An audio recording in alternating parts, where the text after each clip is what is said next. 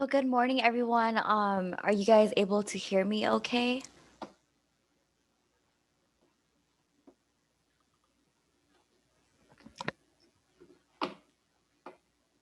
Yes, we can hear you, Linda.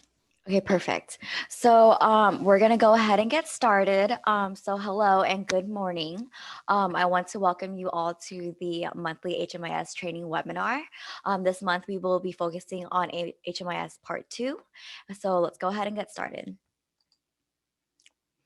So first off, I want to give you a brief overview of some of the things that we will be going over today in the training. First, we'll be start off with the introductions and policies associated with the HMIS Part 2 training. Then we will go into how to do an intake and then also enroll a client into HMIS. From there, we will be creating and managing household members for the client that we first created. And then we will go over how to create and manage services and updates to client records. Finally, we will exit our example client from the program and run an example report. I do ask that we hold questions until the end of each section or at the end of the webinar.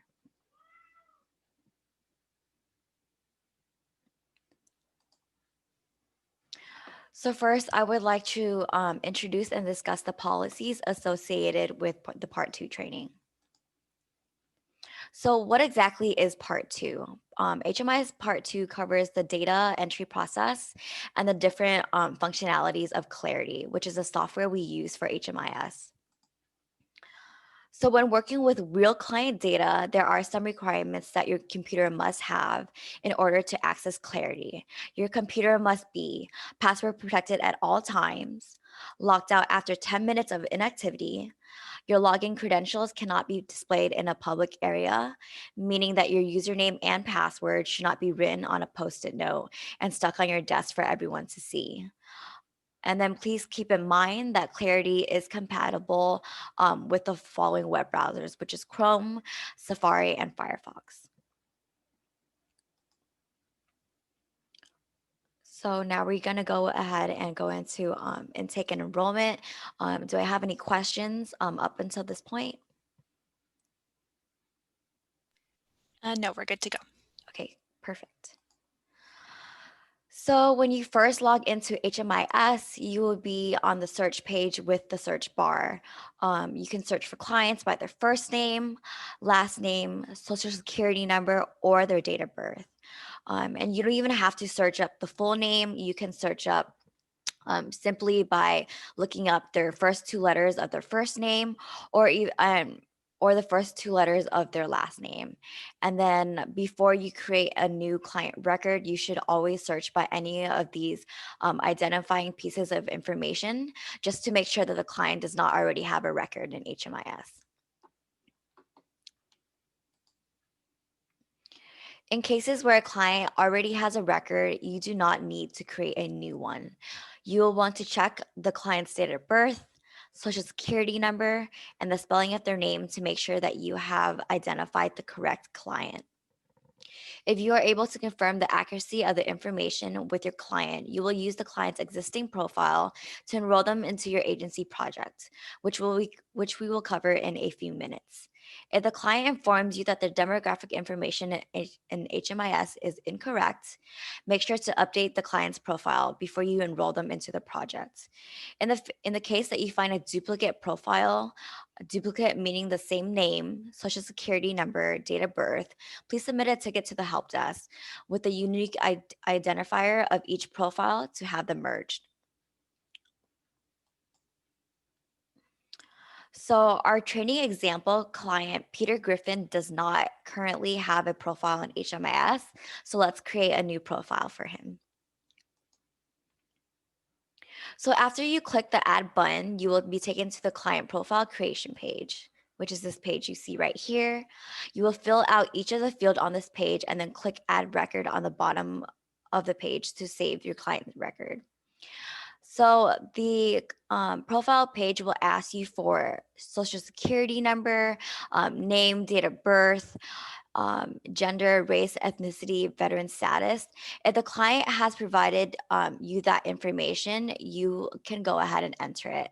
But if you do not have the client's name, date of birth, or social security number, you may leave the field blank and answer the quality of name, date of birth, and also the quality of social security number according to the reason why the information is missing. So the quality question gives you these three options.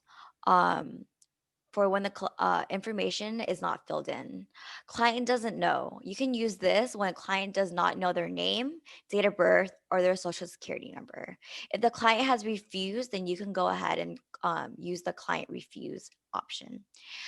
If the data is not collected for their name, date of birth, or social security number, you can go up and use data not collected. Just to keep in mind that if you do not have a social security for this client, you can enter it across as all zeros and then select the appropriate data quality option. And then you can see at the bottom of the screen that you will need a release of information. You can do this on the right-hand side of the enrollment screen. So you must add a release of information from the client. This is a document that the client typically signs during intake. When a client signs this off, they are allowing your agency to share their information in HMIS.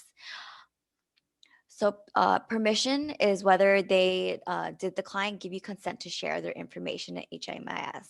If they signed off on the release of information, you would select yes. Here, if you select no, if they did not consent or if they didn't want to share their information. And notice that when you say no, all the fields disappear. So the start date would be the date that the client signed the release of information. The start date defaults to today's date, but you can adjust it to match the date that the client signed the release of information. The end date of the ROI will expire typically in 7 years, and this will auto-populate for you, so you don't have to touch this field. And then for the documentation, this is asking you to identify the way in which the ROI was stored. So it could be an electronic signature, an attached PDF. It could be a verbal consent. Due to the current circumstances, we are allowing agencies to enter client with a verbal consent. But we will be tracking these clients so that we can actually get a signature from them once things are back to normal. And then we also have a household option. You can use this when it is a minors page, so you do not have to add any additional documents to the record.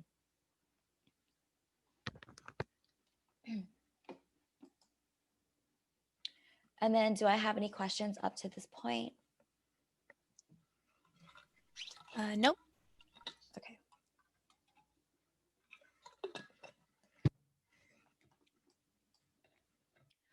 So, what is a household?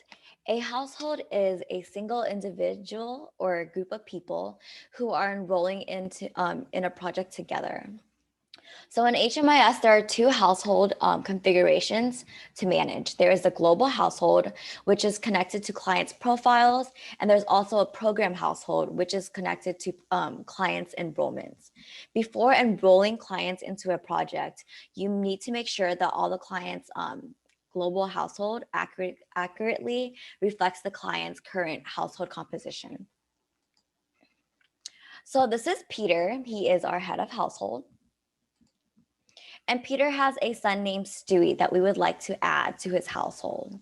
If you're following along and have already created a client profile, so we already created a client profile for Peter, so please do the same for Stewie.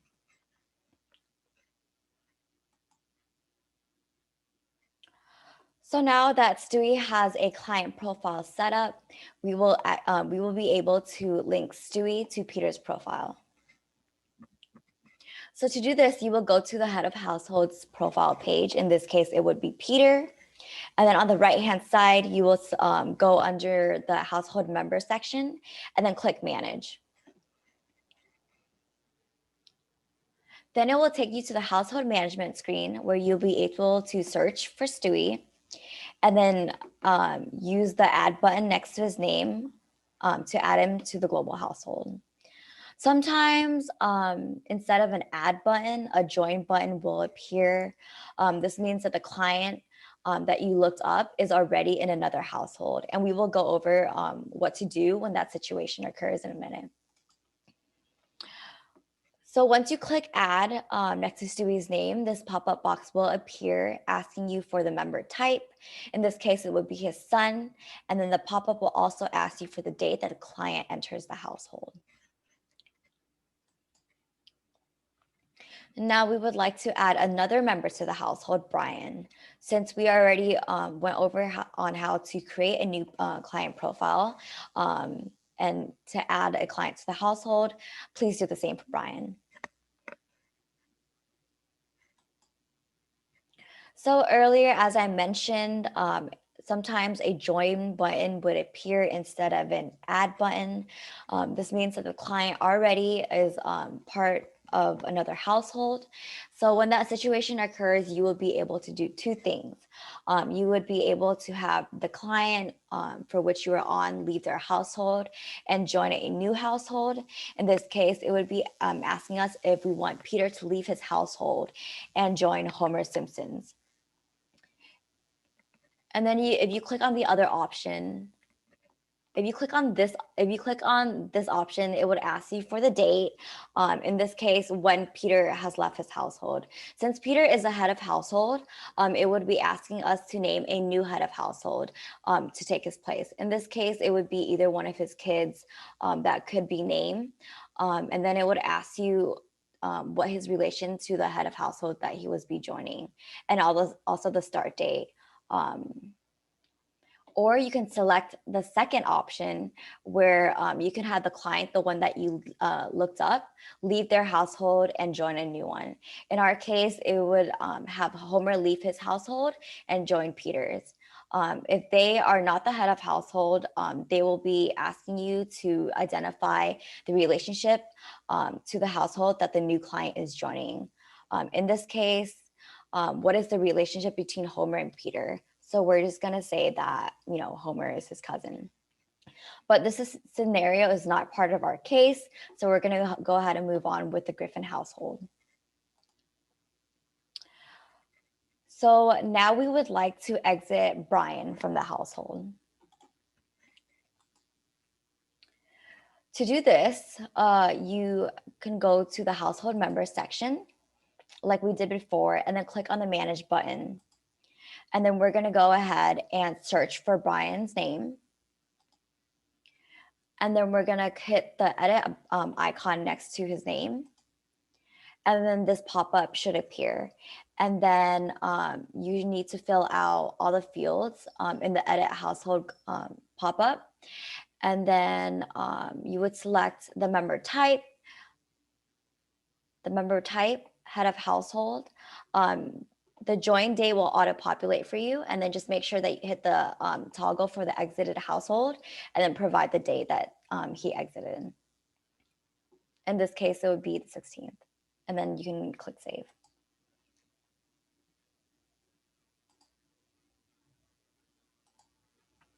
So if you're following along, this is what your current household should look like.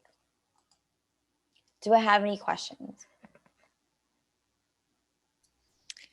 Yes, we have a question asking what to do if a client doesn't have a social security number, and that should be entered as client doesn't know for the data quality code.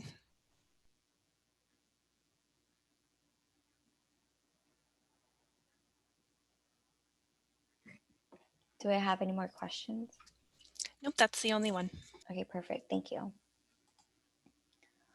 So now that we got Peter's household set up correctly, we want to enroll Peter's household into a project. In this case, we want to enter them into the Springfield Homeless Shelter.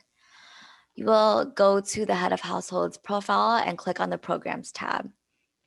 And then under programs available section, you will then click down on the drop-down arrow for the Springfield Homeless Shelter. So once at the drop-down menu, you'll be able to see the details of the project and enroll Peter as well as Stewie into the project. Just make sure that the toggle next to Stewie's name is selected and hit enroll. So after you click enroll, this is a screen that you will be directed to. You will need to complete this information for each of the family members. There are some key points here that I would like to cover because these data elements need to have extra attention paid to them as they affect numerous HMIS reports. So first is the project start date. The project start date, when did the client begin working with the project? And this is very depending on each project type. So there are certain parameters that need to be met. So please be sure that you understand what they are so that you can determine when your client's project start date occurred. And then prior living situation. This information is used to determine if the household is chronically homeless to make sure to gather these details carefully.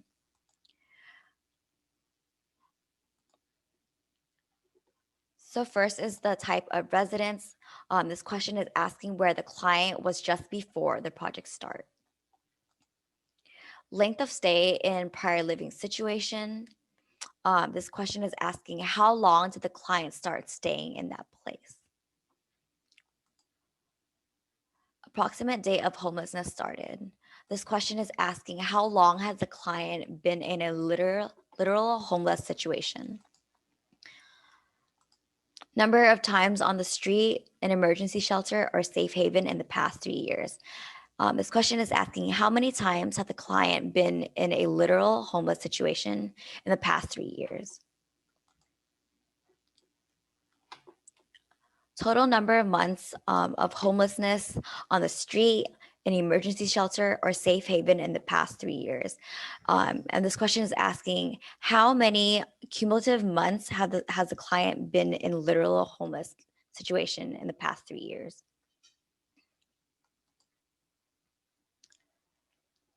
And then we're going to move on to disabling condition. Does the client have a disabling condition? This is used to determine a client's chronic homelessness status.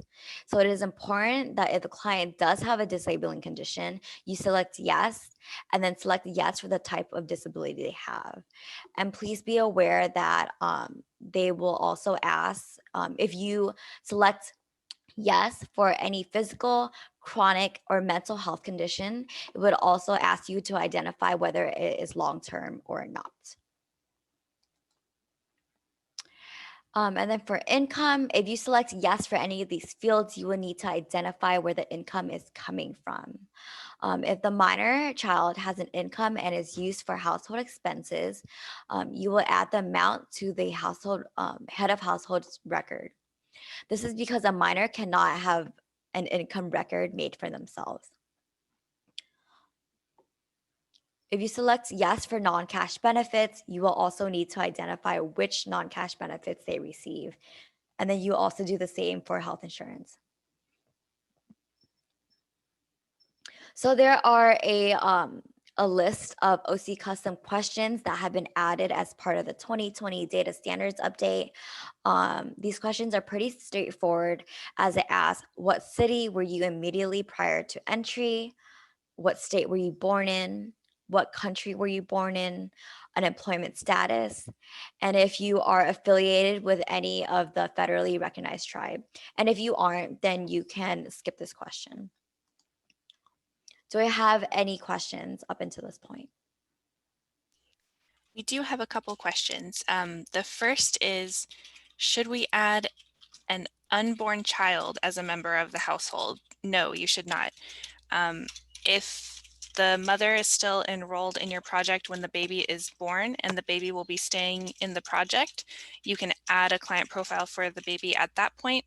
And generally the project entry date should be, usually it's 1 day after the baby is born, since most new parents are in the hospital for at least one night, but the project start date for a newborn infant should be the date that they started living in the project. Okay, our next question is, because so many errors occur around the disabling condition, is it possible to have HMIS automatically update the field as yes if any of the supplemental long-term questions are answered as yes? This is a good question. This is something that we have requested from BitFocus, but is not in the works at this time. Next question is, what about the income of an adult child? As an adult, they're automatically put as head of household, but they aren't truly. So an adult child is not necessarily the head of household. You can change the head of household whenever you need to, and the income for all adults should be recorded in HMIS regardless of whether they're in the project with their parents or not. All right, and I think that's about it for questions right now. Okay, perfect. So next, we will add services to the project that Peter is enrolled in. Services can be required by different funding sources and program requirements. So make sure to confirm with your agency administrators when and how services should be applied in each of your projects. So we want to be on Peter's profile and go under the programs tab and select the edit icon next to the project that we would like to add services in. In this case, it would be the Springfield Homeless Shelter.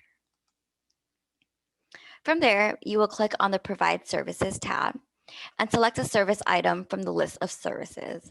For this training, we will add a bus pass under the transportation services. So from there, you will be directed to the screen where you will add the start date, the end date, and then you can also add in group members if necessary, and then also include a note for the services that you provided. And then once you are done, click submit. Next, we will create services attendance for Peter.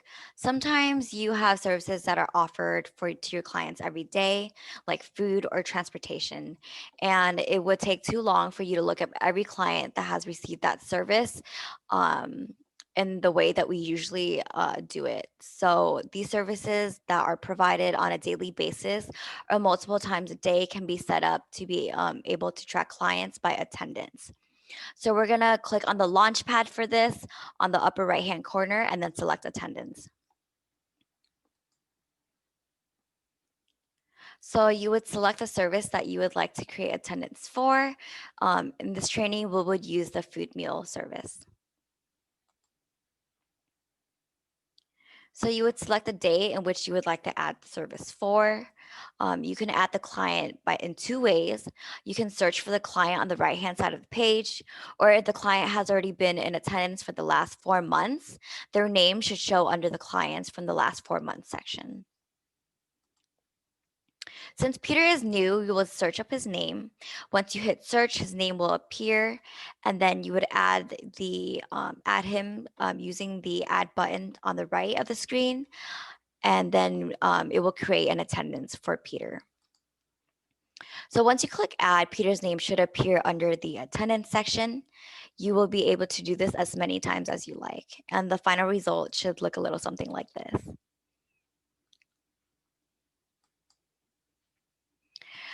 So following the exact same format, you can add in housing notes. Housing notes should be used for information related to the housing of the client. These notes will be shared in the COC in order to help streamline the housing process for the client and to coordinate care among multiple agencies. So following the exact same format, you can add in housing notes. Housing notes should follow the PIRP format, which is the purpose, intervention, response, and plan. So the purpose would be to identify the purpose of the session. Why is the session necessary?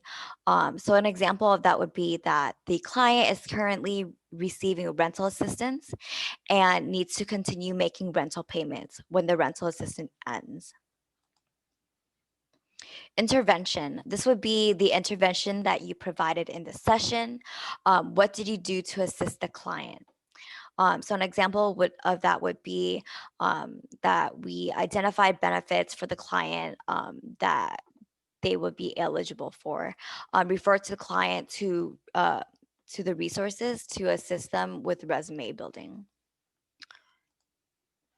And the next would be response. What is the response of of the client to the intervention? So the client agrees that she needs both benefits and income in order to maintain rental payments in the future. And then plan. So, what are the next steps determined by you and the client to achieve housing goals? What actions were taken to help determine this goal? So, an example of that would be that the client applied for benefits. I will apply for benefits identified by next Friday. And she will always also work on her resume and bring a draft to our meeting in 2 weeks.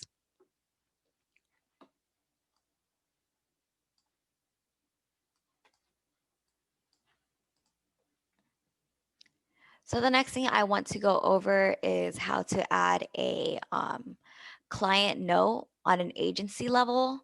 When this is made public, it's available for all agencies and HMIS to see. When it is private, only users at your agency will be able to view it. Please note that the agency level notes are not captured in the client note report.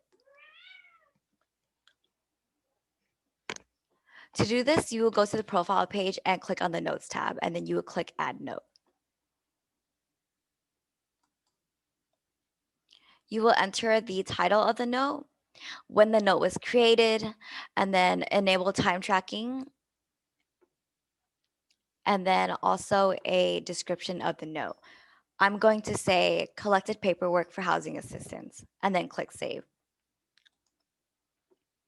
Now we will add a client note on a project level. Similarly to the notes that we created before, when it is made public, it is available for all agencies to see in HMIS. When it is private, only agency users at your agencies will be able to view it. So you will click on the programs tab of the profile screen, select the edit button next to the Springfield Homeless Shelter, like you did in the agency level, and then click add note under the notes tab. Similarly, you will enter the title of the note, when the note was created, enable time tracking, and then also description of the note. I'm going to say client requested for transportation, and then click save. So following the exact same format, you can record case notes. Case notes are only visible to the agency that created the note. Case notes should be used to track information regarding the client's enrollment, and it should not be shared with the COC. Notes should be entered on the same day of that incident, or the next day if it is not possible to enter it on the same day. Recording information as soon as possible makes it so that information is more accurately collected.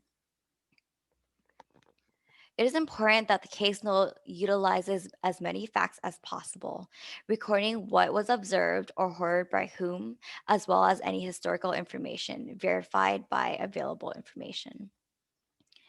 If recording inferences or assumptions, it is necessary to identify these entries as such.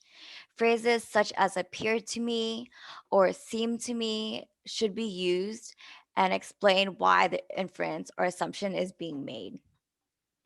Case notes should avoid diagnosing jargon, stereotypes, and prejudice.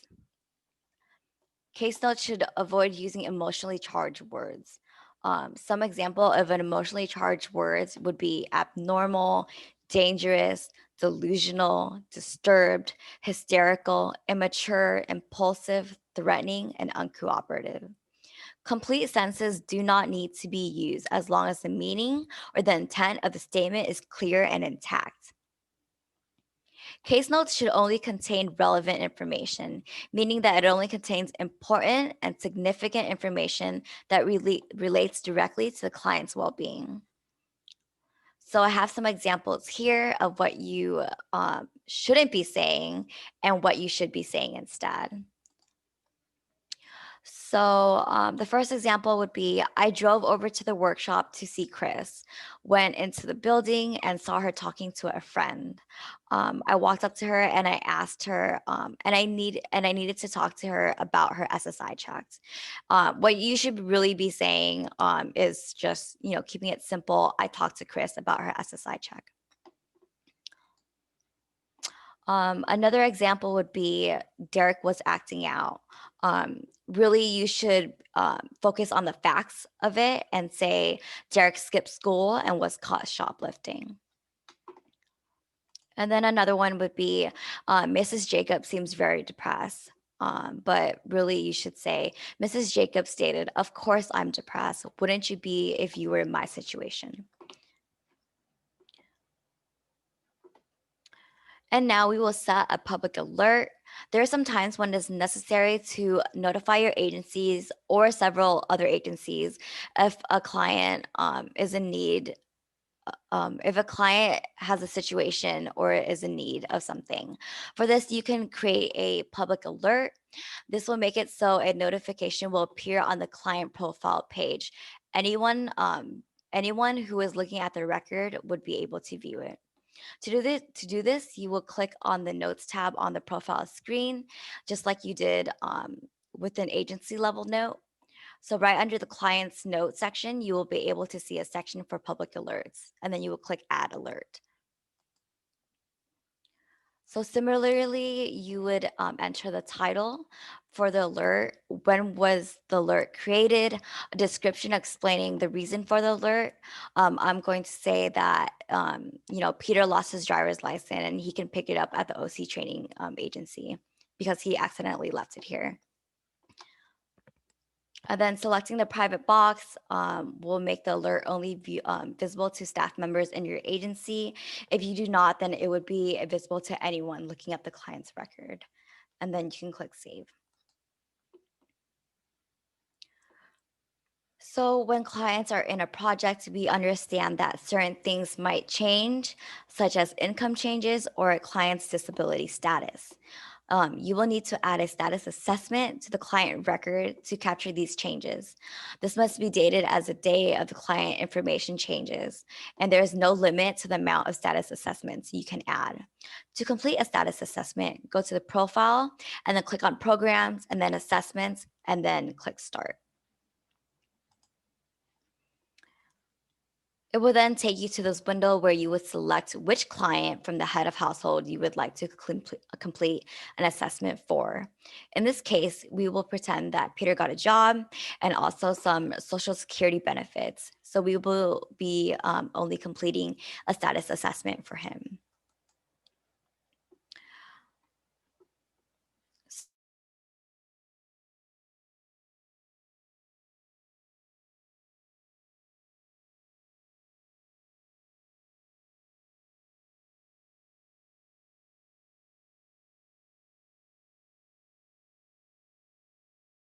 Working. So we're going to do a status assessment to reflect his income. I'm going to change my previous answer from no to yes, and then I will toggle over what applies to him, which is earned income, and then SSDI, and I will set that both to 500, and then you can click Save. So a common status assessment that we usually run into is that when a minor that is enrolled in your project turns 18, you can add a status assessment and create an income and sources for them. So I mentioned earlier that if a minor child is contributing to the household expenses, then the amount they contribute will be added to the head of household because minors cannot have their own record. So when they turn 18 while in the project and they continue to contribute the same amount to the household expenses, you will create a status assessment, and for the income, you would list no income. Unless they are planning to contribute more money than they were initially contributing, then you would add the additional amount to their record.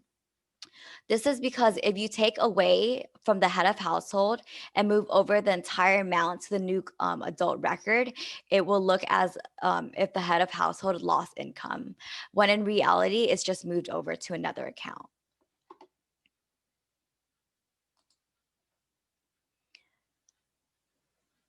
So now you would like to add an annual assessment for an individual when they have been active in your project for 1 year. You will be able to add the annual assessment for 30 days before or after 1 year, their 1 year anniversary of their project start date. So if the client started the project on January 1st, 2020, then you can add the assessment as early as December 2nd, 2020, but no later than January 31st, 2021.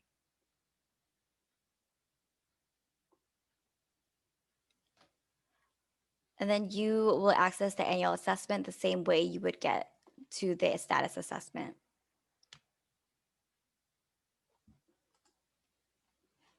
So when you're dealing with family, also known as a group enrollment, then the annual assessment is based on the head of household anniversary date. For example, if Peter has a project start date of January 1st, 2020, he is active as of December 2nd, 2020, then he will need the annual assessment like we described. However, let's pretend that Stewie did not enter the project until November 2nd, 2020. He would still need to get an annual assessment by January 31st, 2021. That is because that's when the head of household is getting theirs. Do I have any questions? Yeah, we just have one question right now. Will notes ever be shared between different agencies? So the only notes we have shared right now are the housing notes that Linda described that are provided on the services tab and are intended to provide information about the client's housing situation.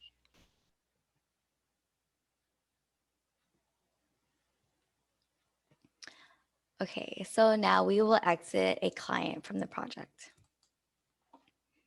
So when the client is no longer in need of your project services, you will need to exit them from the project. You will need to edit the enrollment for the head of household in the project that they are exiting. So you will go to the programs tab and then click on the edit button next to the project that you wish to exit the client. In this case, it would be the Springfield Homeless Shelter.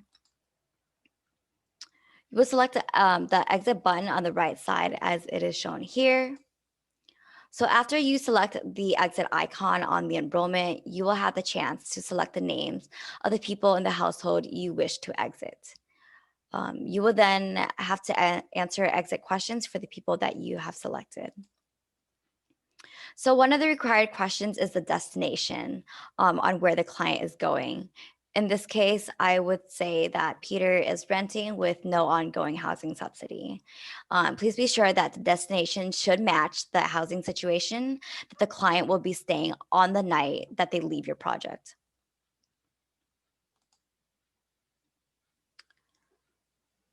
And if you have any services that are still open, you will be given a chance to close out those services. So you would enter the date that the client has exited and then save and close. Do I have any questions? Nope, not yet. Okay, so now we're going to go on to the HMIS reports. To access the HMIS reports, go to the Launchpad and then click on Reports to access a list of HMIS reports. So then it will take you to this page. As you can see that it is divided up into 3 sections: the report library, explore, and data analysis.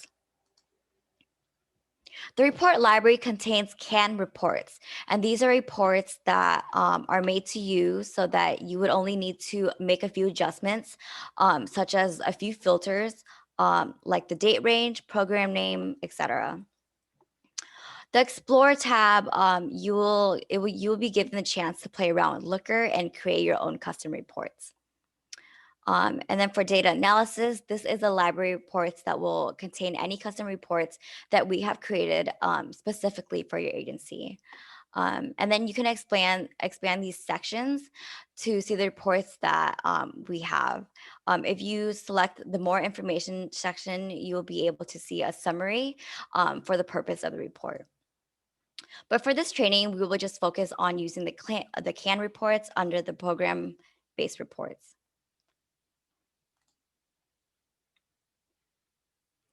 So this program-based report lists out program information for the clients that is selected in that program with the status selected.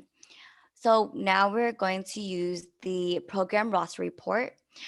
You can click run, or if you like to schedule a report on a specific day, you can click the schedule button.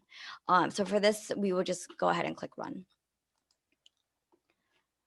So you would choose your program. In this case, it would be the Springfield Homeless Shelter.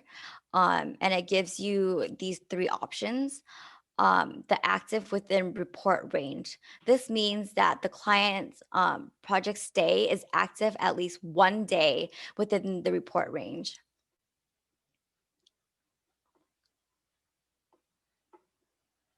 And the other option would be enrolled within report date range, meaning the client's enrollment date is within the selected report range. And then exited within report date range, meaning that the client's exit date isn't within the selected report date range. Also, keep in mind that if a client would be listed more than once if they have enrolled into the program more than once during that date range, or they have enrolled in more than one program when the multiple programs are selected. So for this training, we will use the active within report date range, and I will do October 1st to the end of October, since that was when our clients were enrolled in our project. And the output gives us three options, which includes a web page, PDF, or Excel. A web page is a functional format that allows you to click on the errors found in the report, and it will take you directly to the client's record that contains the error. A PDF is a good option for, for records, for reports or grants. Excel file, if you download the Excel file, you can use Excel to manipulate and organize the data. But for this training, we will select the web page and then click submit. So once you click submit, you will see that it's in the queue. It will give you this pop-up option. So just give it a moment. So once it is ready, you will get another notification, and then you will be able to open it from there. And then it would look a little something like this as the final result. Do I have any questions? We do. So the first question is, do I have to wait 90 days to exit a client if there is no contact? And Damien, I know you're street outreach, so everyone, this is street outreach specific. If you haven't made any contact with your client in the past 60 days, you should exit the client. And then our next question is there any report we can run that lists our case manager's client caseloads? Yes, there is. Let me copy the name into the chat so you can all see it. If you go to your report library tab, it's called user active caseload, and the code at the beginning is STFF-103.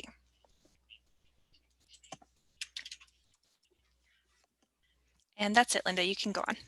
Okay, perfect. So that concludes our HMIS Part 2 monthly training webinar. I just wanted to quickly remind that on October 7th, we implemented the HMIS Part 2 training task list for HMIS users to complete as part of the new recertification process. So please use this link that has been provided on the slide to access the task list. We will be sending out the materials from today's webinar, so please be on the lookout for that. And then please also visit the OC HMIS knowledge base and search up skills tests on more information on the HMIS task list and also step-by-step instructions on how to complete it. The task list will test your skills on everything that we covered today in the training. Once this has been completed, submit a HMIS account update and testing form to reflect the results of your HMIS Part 2 training task list. A PDF copy of the HMIS Part 2 training task list will be sent to the agency administrator along with feedback on the HMIS user's performance. This may be delayed to the amount of recertifications needed to be reviewed, and we thank you for your patience. So that will conclude our HMIS Part 2 training. I want to thank you all for joining us today. If you have any questions, please leave them in the chat box or check out our knowledge base articles for step-by-step instructions on everything that we covered today. If you have any questions specific to your agency, please submit a ticket to the help desk. We will be sending a wrap-up email to you along with some resources and also a survey to let us know if this survey, if this webinar was helpful or not, and how we can improve on future webinars. So thank you again, and have a great rest of your day. And the survey link is in the chat box if you'd like to go ahead and take that now.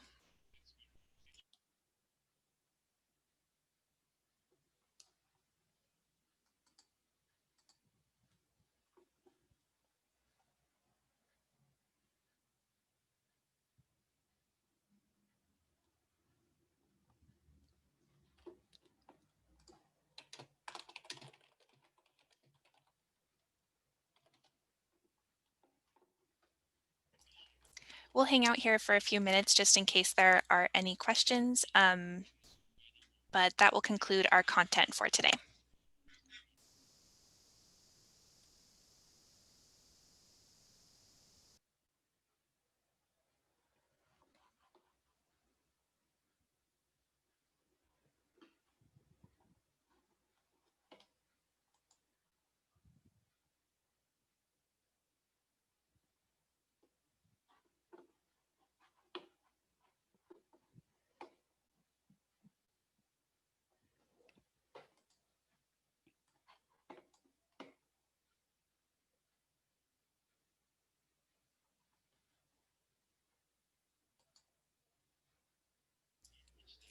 All right, looks like we aren't getting any more questions, so we're going to go ahead and end the webinar now. Thank you again, everyone, for joining us today.